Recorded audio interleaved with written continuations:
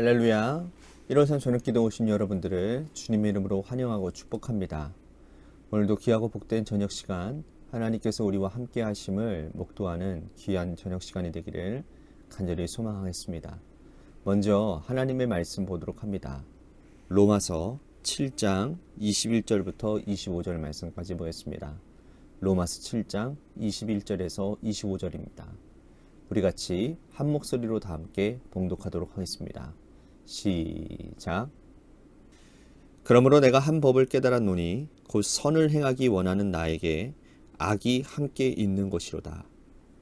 내 속사람으로는 하나님의 법을 즐거워하되 내 지체 속에서 한 다른 법이 내 마음의 법과 싸워 내 지체 속에 있는 죄의 법으로 나를 사로잡는 것을 보는도다. 오호라, 나는 공고한 사람이로다. 이 사망의 몸에서 누가 나를 건져내랴. 우리 주 예수 그리스도로 말미암아 하나님께 감사하리로다. 그런즉 내 자신이 마음으로는 하나님의 법을, 육신으로는 죄의 법을 섬기노라. 아멘.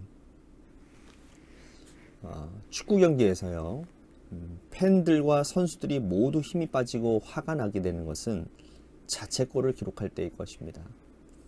11명의 선수들이 승리를 위해서 열심히 뛰고 달리고 승리를 향해서 움직이는데 한순간의 방심으로 우리 편 선수가 자기 골문으로 골을 넣었을 때에는 더 이상 경기할 힘이 나지 않는 것이죠.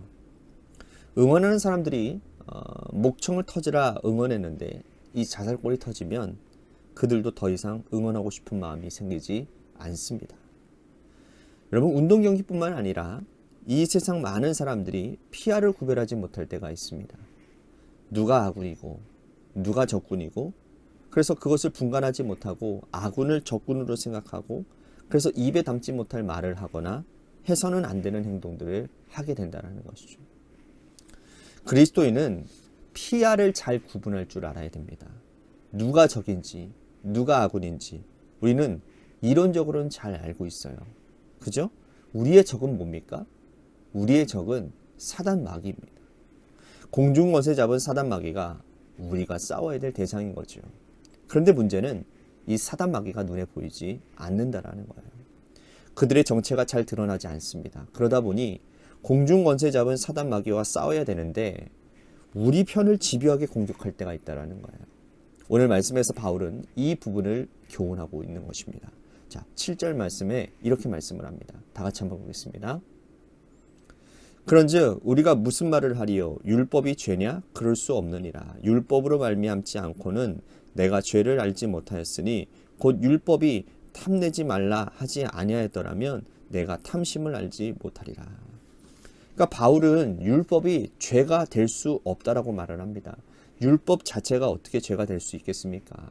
하나님께서 태초에 율법을 주신 것은 시내산에서 모세에게 통해서 주신 십계명인데, 이스라엘 백성들이 가나안 땅에 들어가서 하나님의 백성답게 좀 살라고 주신 말씀이 십계명, 율법 아닙니까?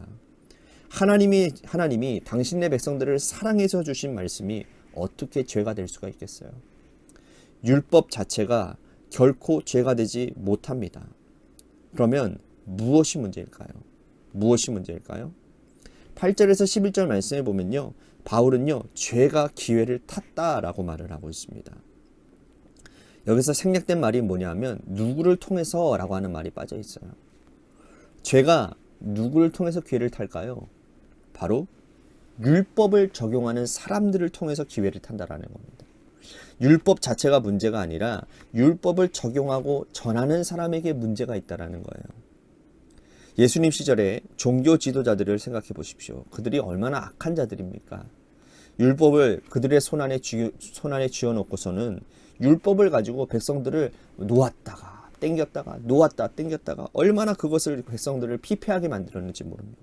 율법을 자기 입맛대로 사용을 해서 자신들의 배를 불리기에 급급했던 사람들이 유대교 종교 지도자들이었어요. 사실 율법 자체는 선하고 율법을 적용하는 사람들이 잘못되어졌는데 백성들이 느끼기에는 율법 때문에 우리가 고통받는다고 느끼는 것이 문제였다는 겁니다. 사탄이 노리는 것이 바로 이거인 거예요. 율법에 신물난 백성들은 율법 무용론을 외치고 있습니다. 그래서 율법 때문에 죽는 것 같다고 아우성치는 거예요. 사람들 눈에는 율법이 문제입니다.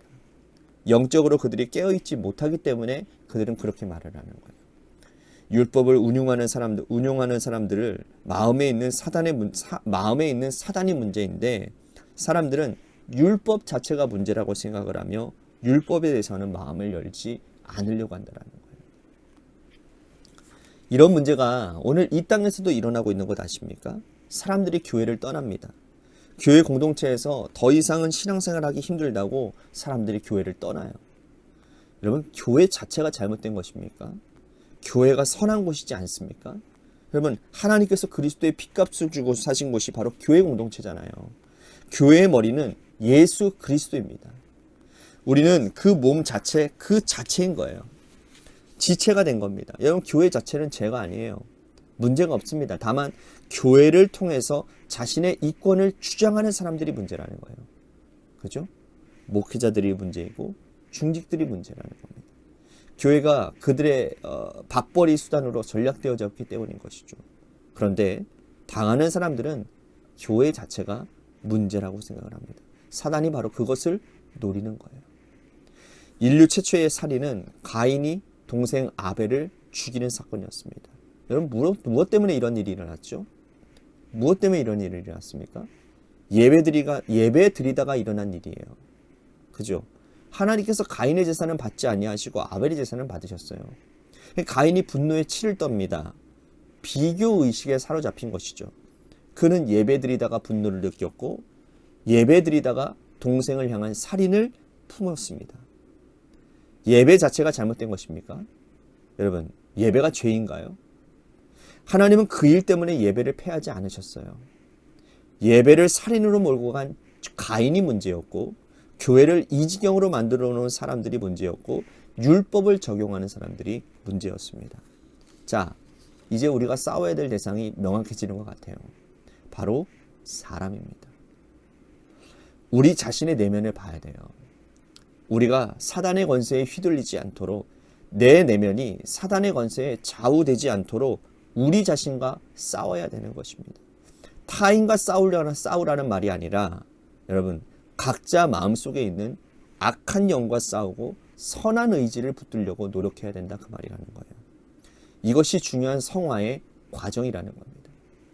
바울은 이 과정을 오늘 말씀해 보니까 너무나도 힘들어서 너무 스스로 이렇게 말을 합니다. 공고한 사람이로다. 공고하다.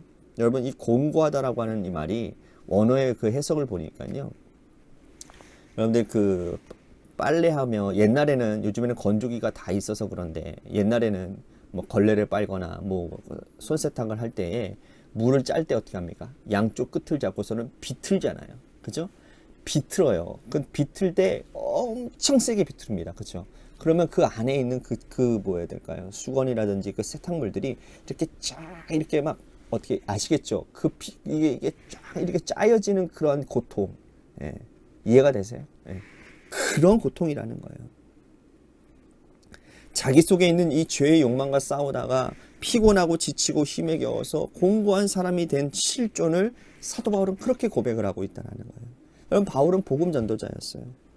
오늘은 이곳, 내일은 저곳을 다니며 그리스도의 복음을 전파하는 사람이었습니다. 그런데 혹시 자신 속에 있는 죄악의 이 악이 올라오는 것 때문에 사람들이 율법을 악한 것으로 보고 바울이 세운 교회가, 하나님이 세운 교회가 누가 될까봐 그는 이렇게 치열한 영적 전투를 했다라는 거예요.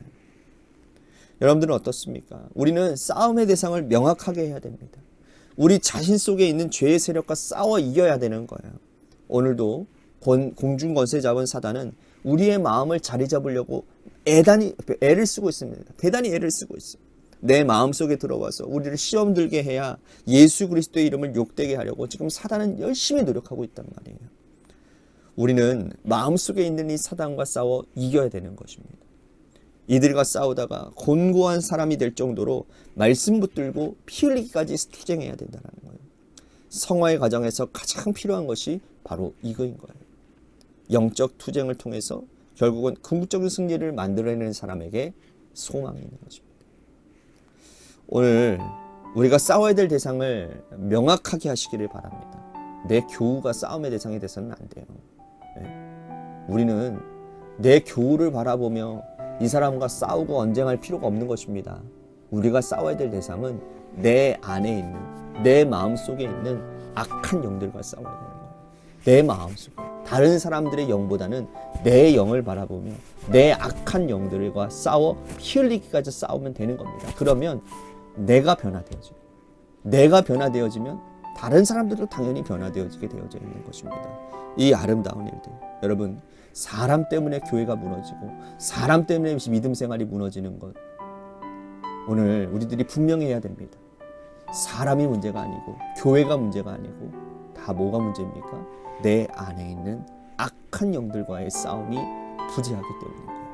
오늘 여러분들에게 그 악한 영과 싸움에 여러분 곤고함 가운데 있으시기를 주님의 이름으로 축복하겠습니다.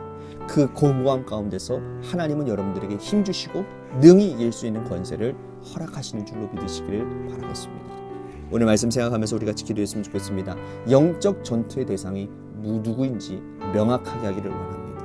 나의 내면을 살피고 악한 영에 휘둘리지 않도록 하나님, 그리고 곤고한 나의 영적 특징 가운데서 새 힘 주시고 잘 이겨낼 수 있는 인내를 허락하여 주시옵소서라고 오늘 말씀 생각하면서 우리 같이 기도했으면 좋겠습니다. 또한 교회를 위해서 우리 같이 기도합니다. 하나님을 기쁘시게 이웃을 행복하게 하는 그런 교회가 되게 하여 주시고, 또한 재개발 가운데 놓여져 있는 주님의 교회를 위해서도 간절히 기도해 주시기를 바랍니다. 또한 우리 육신의 질병으로 고통당하신 분들 많이 있습니다.